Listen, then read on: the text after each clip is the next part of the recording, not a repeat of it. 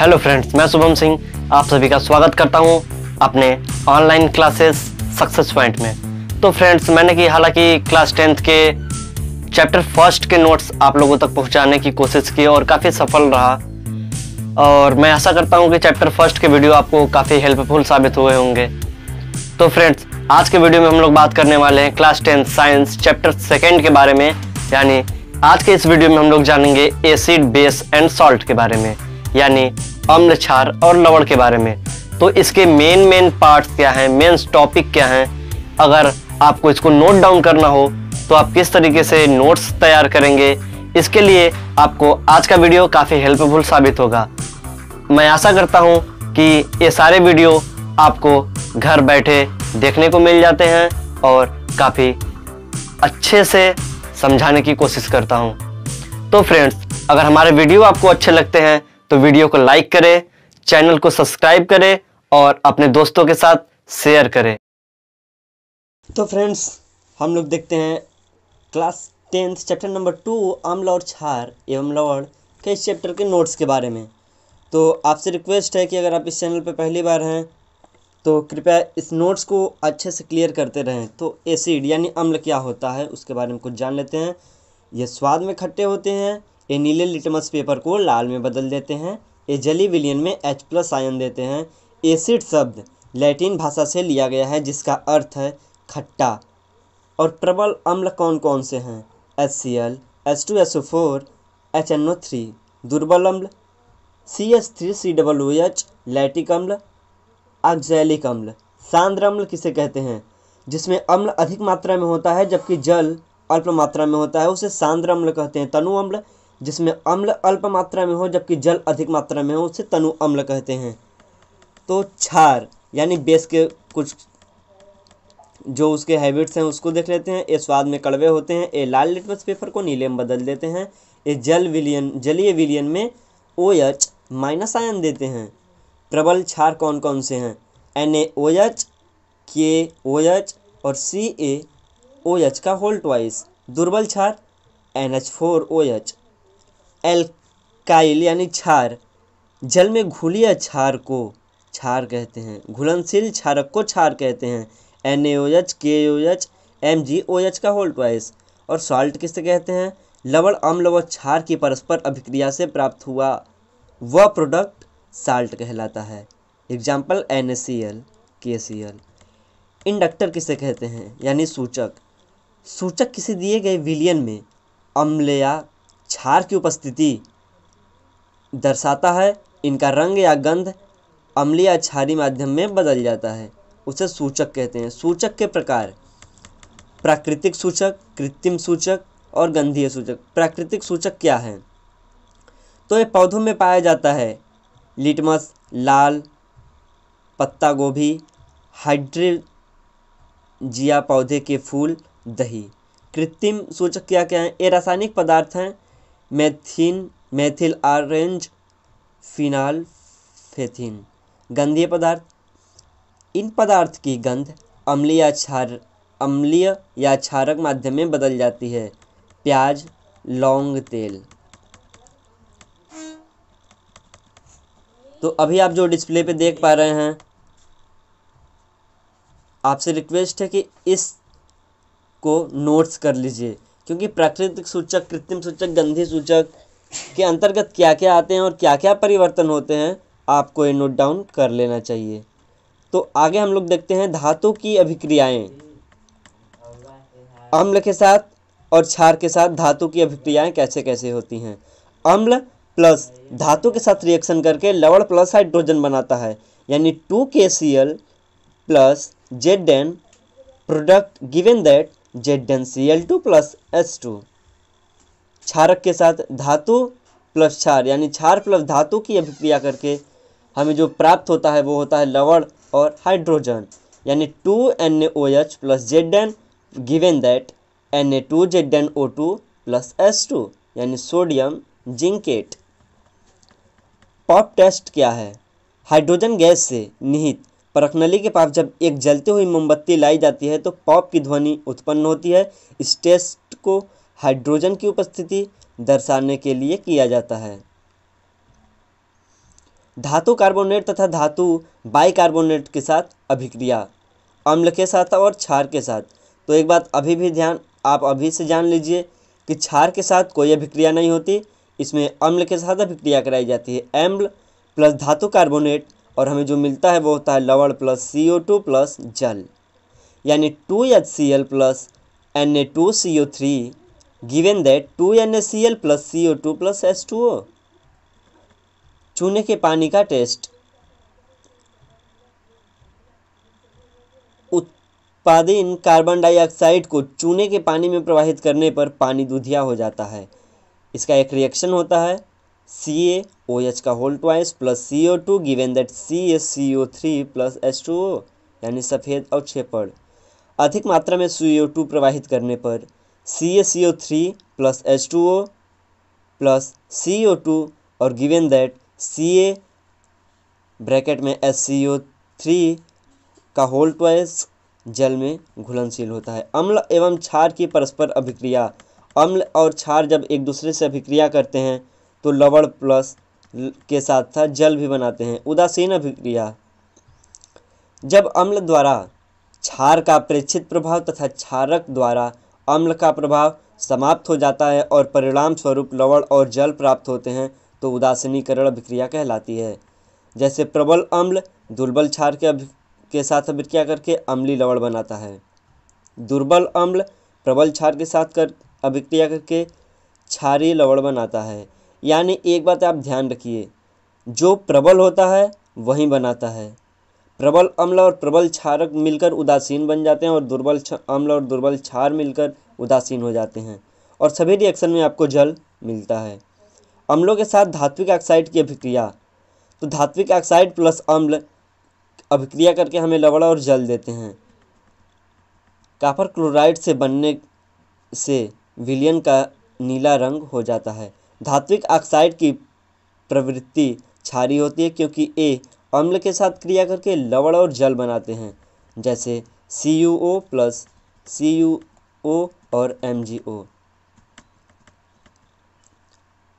अधात्विक oxide की क्षारों के साथ अभिक्रिया।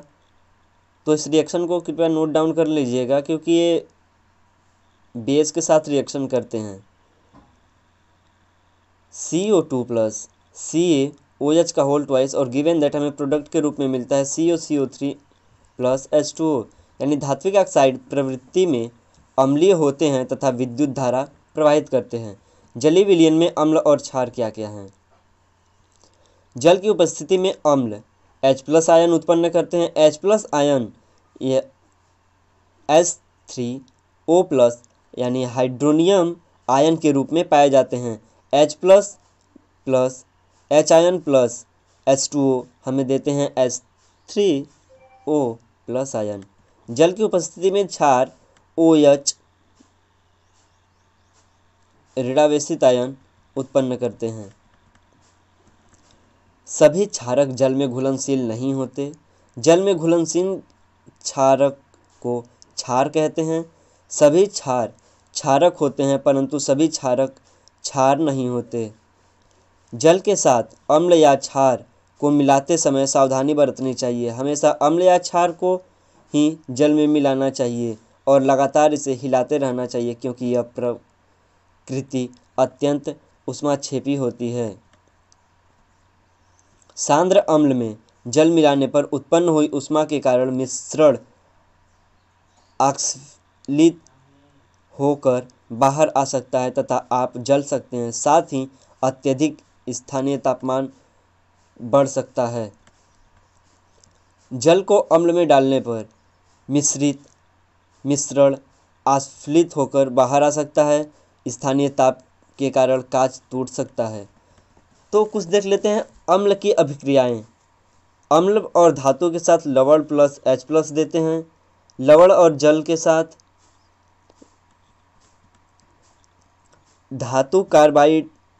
धातु बाइकार्बोनेट के साथ धातु कार्बोनेट के साथ अम्ल और क्षारों में समानताएं क्या क्या होती हैं? तो अम्ल H+ आयन उत्पन्न करते हैं जबकि क्षार OH- आयन।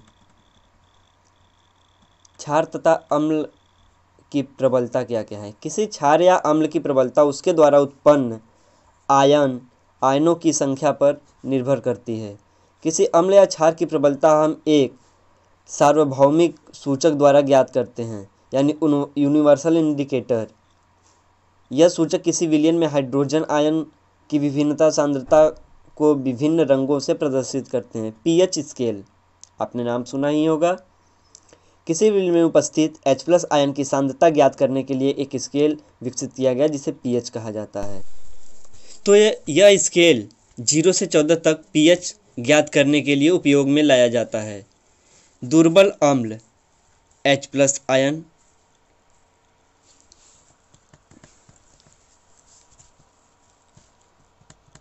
तो देख सकते हैं ये होता है पीएच स्केल। यहाँ पे उदासीन होता है, बीच में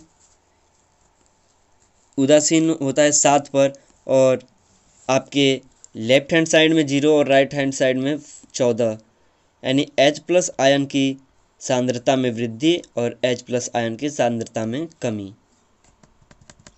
दैनिक जीवन में पीएच का क्या महत्व है? पौधे एवं पशु के प्रति संवेदनशील होते हैं। हमारा शरीर 7 से 7.8 पीएच यानी परास रेंज के बीच कार्य करता है। वर्षा के जल की पीएच मान जब 5.6 से कम हो जाती है तो वह अम्लीय वर्षा कहलाती है। मिट्टी का पीएच। अधिक उपज के लिए पौधों को एक विशिष्ट पीएच परास की आवश्यकता होती है। यदि किसी स्थान की मिट्टी का पीएच कम या अधिक हो तो किसान उसमें आवश्यकता अनुसार अम्लीय या क्षारीय पदार्थ मिलाते हैं। हमारे पाचन तंत्र का पीएच।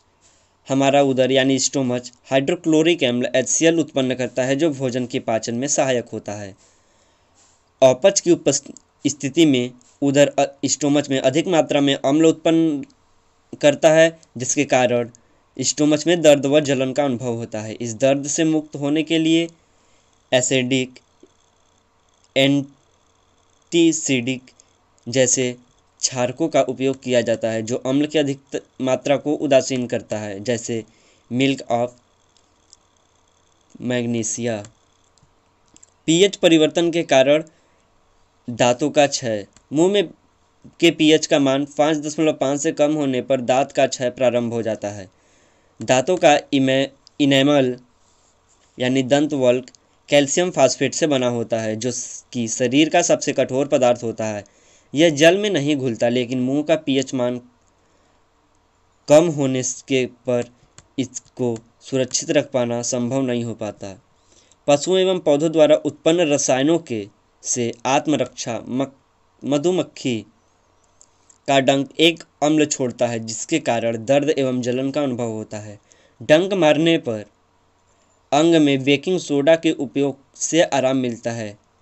नेटल के डंक वाले मैथनोइक अम्ल छोड़ जाते हैं जिसके कारण जलन वाले दर्द का अनुभव होता है। इसका इलाज डंक वाले स्थान पर डाक पौधे की पत्ती रगड़कर किया जाता है। साधारण नमक से रसायन यानी सोडियम, पहला होता है सोडियम हाइड्रॉक्साइड, विरंजक चूर्ण, बेकिंग सोडा, धोने का सोडा, प्लास्टर ऑफ पेरिस। तो सोडियम हाइड्रॉक्साइड के बारे में पहले हम लोग जान लेते हैं।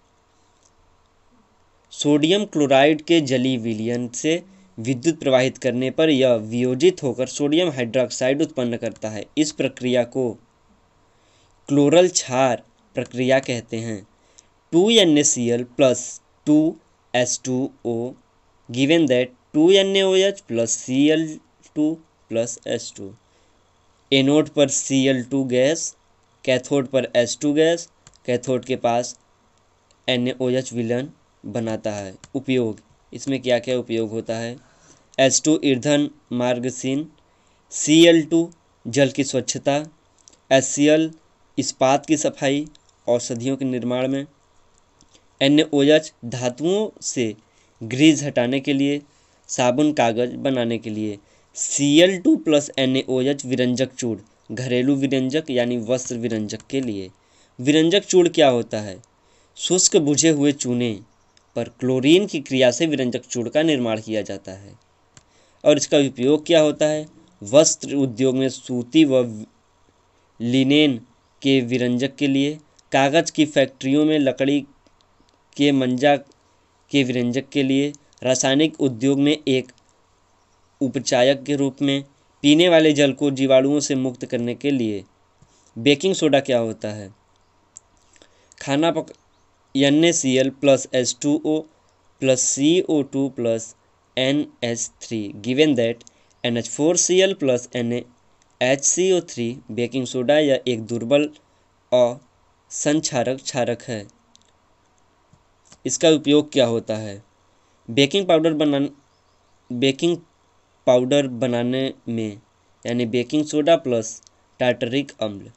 इस अभिक्रिया से उत्पन्न CO2 के कारण पावरोटियां या केक में खमीर उठ जाता है तथा इससे यह मुलायम एवं स्पंजी हो जाते हैं। यह एंटीसीड का एक संगठन है। धोने का सोडा यानी Na2CO3 10H2O। सोडियम कार्बोनेट से पुनः क्रिस्टलीकरण से धोने का सोडा प्राप्त होता है। यह एक क्षारीय लवण है। इसका उपयोग क्या क्या होता है? इसका उपयोग कांच, साबुन व कागज उद्योग के लिए, इसका उपयोग बोरेक्स के उत्पादन के लिए, इसका उपयोग घरों में साफ सफाई के लिए किया जाता है। प्लास्टर ऑफ पेरिस यानी CaSO4 × 1/2H2O। जिप्सम को 373 डिग्री केल्विन तापमान पर गर्म करने पर यह जल के अणुओं को त्याग कर कैल्शियम सल्फेट हेमीहाइड्रेट अर्धहाइड्रेट यानी पॉप बनाता है। यह सफ़ेद चूर्ण है जो जल मिलने पर यह पुनः जिप्सम बनकर ठोस प्रदान करता है। प्लास्टर ऑफ पेरिस का उपयोग डॉक्टर टूटी हुई हड्डियों को सही जगह पर स्थिर करने के लिए करते हैं। तो फ्रेंड्स, आज का वीडियो कैसा लगा हमें कमेंट बॉक्स में कमेंट करके ज़रूर बताइए।